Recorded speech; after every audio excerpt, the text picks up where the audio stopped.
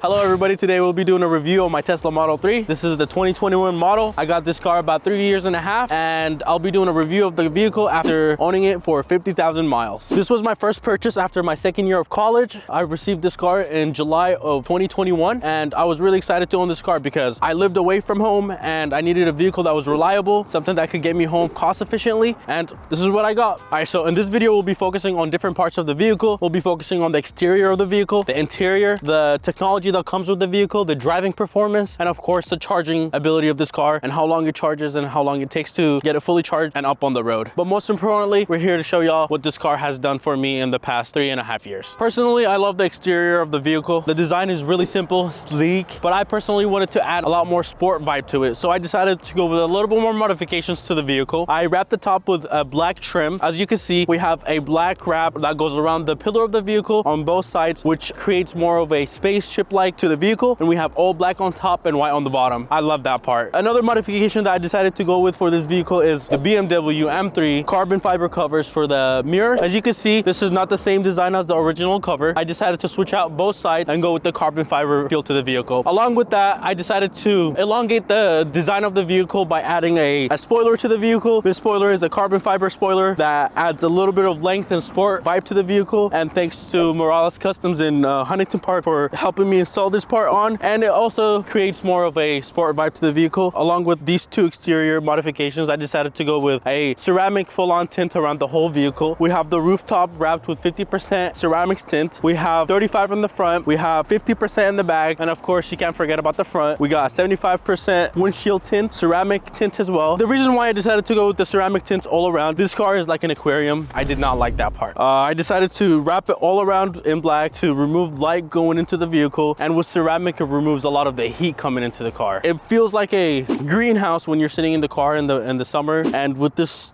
modification it removed a lot of that from the picture. Along with those modifications, I decided to also wrap my emblems in black to match it with the top of the car being black as well. So I have a vinyl that goes on top of the emblem, and other than that I decided not to wrap the car. Everything is original as it is. No bumper wrap, no front wrap. Everything else is the way it came out the factory. All right, another detail I wanted to talk about with the vehicle is the paint that comes with the vehicle is a really thin paint. As you guys can see, take a look at the front bumper. This is a bumper that has not been wrapped and it has been driven for 50,000+ miles on the vehicle. You can see a lot of chips from road rash. This all happens on the freeway when rocks hit the bumper, but that goes to show you that the thin layer of the paint that they install in these cars is extremely thin, that small rocks could chip them so easily. Like around the vehicle I do have little chips. As you can see right here, this right here happened after a tire on the freeway blew up and then it flew onto my car and just scraped the side of the bumper. There are mild scratches on the bumper from putting things in and out the vehicle, but nothing buffing it out could not help. One of my other recommendations to do to the vehicle as soon as you get the vehicle is to do a vinyl wrap on the outside of the vehicle to help reduce all of that road rash that could happen. As you can see, this was a rock that flew onto my window from a passing by truck that was driving, that was carrying a load of rocks, and it left a ding on my vehicle. If I had wrapped it, I believe it would have been a better option to do early on, but at the moment it's 50,000 miles. I wanted to do a genuine review of what I have. Okay, now I want to walk you guys through the interior of the vehicle. I love the simple design of the vehicle. The trim, the wood trim that comes in the vehicle, gives it more of a home vibe, a simple home vibe that is comfortable to be in. I included a couple things in the vehicle that kind of elevate my experience. This phone mount right here is an extreme. It's one of the things that I use most when I'm driving. Pop that in there. It blends in perfect with the design. It's really sleek. Doesn't have anything protruding that makes it look too big. I decided to go with a black interior design for this vehicle instead of the white design that comes with the two options that they offer, because it's more of a modern design. It's easy to clean and not a lot of dirt shows when the car gets dirty. Of course I keep the car clean, but at the moment I love the black interior because it removes all that extra light inside the vehicle, and when you're outside you can see less of the inside. Also, the center of attention right here is this screen includes everything that this car offers. No extra buttons that are needed to be placed elsewhere. Everything is controlled by this screen right in the center. So I love the info that this screen offers. Everything is controlled within the center screen. I do not have to look for other buttons or around the dashboard to control either the AC, the navigation, the music of my vehicle. Everything is easily accessed within this screen. Of course, the car also has its updates that come in through the Wi-Fi when the car is connected to Wi-Fi, and you can update the vehicle to the most recent software, and I enjoy that. With every software update you get to have new features. Another feature that I do enjoy within this vehicle is the wireless charging pads that come with the pads right under the screen. Of course, you just place your phone on there and it charges, and that's one of the things where I do not have to plug in my phone while driving. I just place it. It's one of the easiest things to do. So of course, the car does come with charging points that you can plug in your Type-Cs into. There's 2 inside this storage compartment and there's 2 in the back. Another thing that I did modify in this vehicle inside right here, I got this vinyl wrap that covers the center compartment. As you could see, the center compartment is a long compartment and it might get scratches a lot. This wrap covers the back compartment right here and the front compartment, and it's the same original color that comes in the vehicle, but I decided to wrap it so it stays safe and scratch free. Okay, so this is the infotainment system right here, the screen. Well, the first thing I added to the screen to remove glare, I added a matte screen. This matte screen helps remove glare, but also fingerprint. I enjoy having this because when I'm watching Netflix in the car, it's easy to watch and there's no glare from the sun. So this is the control panel for the vehicle. Right here, you could control your light, your mirrors, your windshield wipers, and of course, you could control the steering level. Your different modes right here, you could control who is driving the vehicle. You could add multiple people to your vehicle, so when they get into the car, it gets into seat adjustments. Their mirror adjustments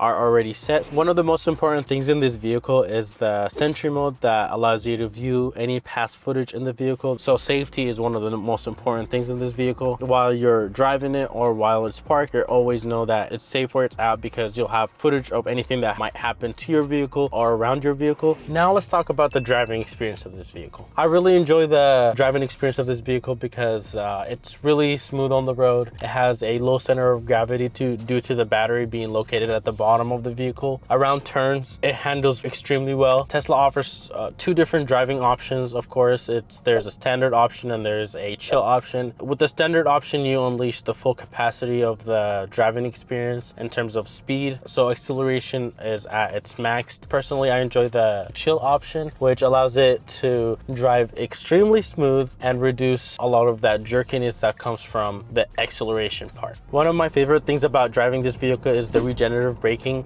It's easy to use. It feels like it's a go-kart experience. All you have to worry about is pressing on the gas pedal and lifting your foot off the gas pedal in order for the car to come to a complete stop. While regenerative braking also helps reduce use of the brakes in the car, it also helps recharge the battery while driving. So for autopilot, I do not have the full autopilot option in this vehicle. The full autopilot option, you do have to pay for it as an extra upgrade. The autopilot that does come with the vehicle is for highway use or straightway use. Instead of there's no turns left or right or stopping behind the light, it gets activated when you are driving in straight lines, and it could keep a distance behind a vehicle that is in front of it. It could detect incoming traffic, but it will not change lanes. I do enjoy it for long distance drives because I do travel usually over 40 miles of distance, either between my college and home or between my location of stay and my work. So I really enjoy it because for long trips, you just have to activate the autopilot and it will keep you in the lane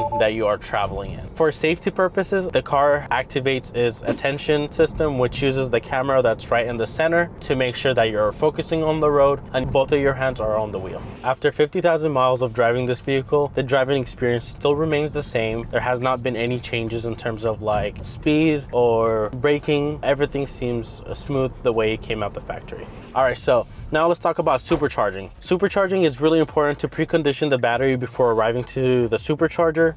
Right now we are heading to the supercharging to charge this vehicle and do a review on the supercharging experience. Okay, so for superchargers, because I do live in California, California has superchargers everywhere you go. Maybe if you go somewhere in the Mid-East or somewhere else, there might be less superchargers offered compared to what we have offered here. But from my experience living in California, it has been really nice having superchargers everywhere I go. Once I arrive to the superchargers, I do not have to swipe my card or pay for anything. Everything is automatically done through the vehicle. Because my card is connected to the vehicle's account, I just have to plug it in and wait for that green light to come on. And once that green light comes on, the car is already charging. But if you do get a red light, there might be an issue with the supercharger or the vehicle itself. After the vehicle is fully charged, you get to go into your infotainment system, the screen in the middle of the car, and you get to see how much it costs you to charge that vehicle. Once you arrive at a supercharger, you could click on the supercharger and it could tell you how much the cost it is per kilowatt. So if you take a look here,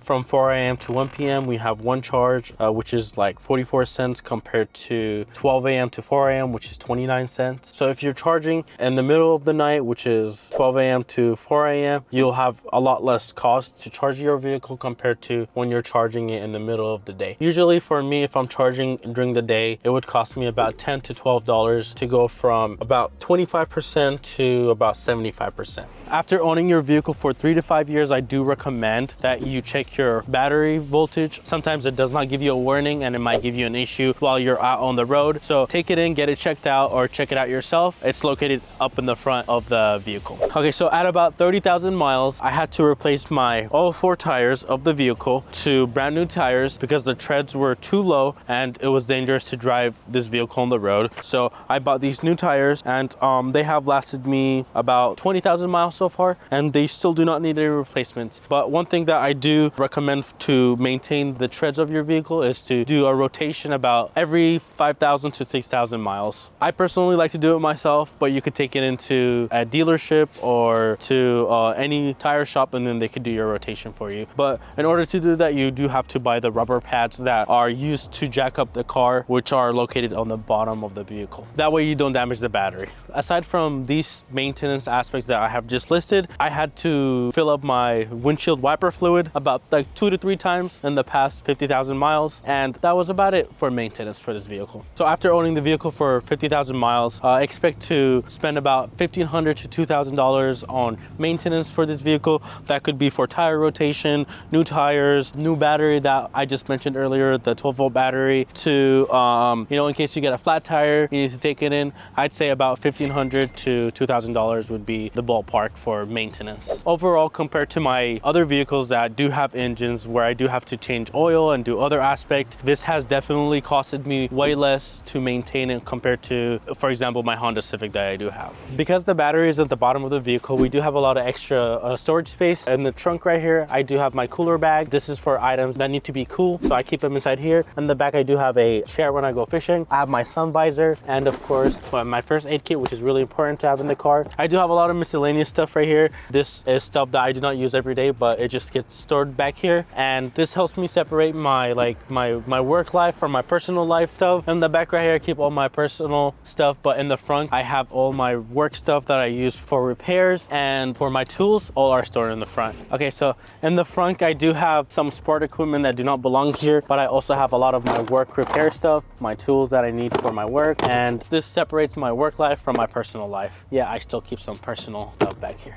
So one of the things I love most in this vehicle is this mini vacuum that I got gifted about 2 years ago. It's Type-C chargeable, and it works really well to pick up little crumbs on the front chairs, between the chairs, and it does come with like different adapters. You can easily clean it and easily charge it. I love it the most. So this is an A2 Pro. They do have it on Amazon. I'll leave a link below for anybody that wants to purchase one. Okay, after about 3.5 years of owning this vehicle, and after about 50,000 miles on the road using this vehicle, I do believe this is a really reliable vehicle. It has not given me any major issues. I have enjoyed the design of the vehicle. I have gotten a lot of attention from my friends who have told me that they like how my vehicle looks. Okay, before driving this vehicle, I used to drive a Hyundai Veloster at 2014. I have driven a Honda Civic. I have driven some other Priuses that are electric and non-electric. When I compare this vehicle to those vehicles, and I think that this vehicle has more of a smoother drive on the road. I enjoy that it cost me less to maintain this vehicle over the past 50,000 miles of owning it, and I do think it's really reliable for my personal use. Do I recommend this vehicle? Yes.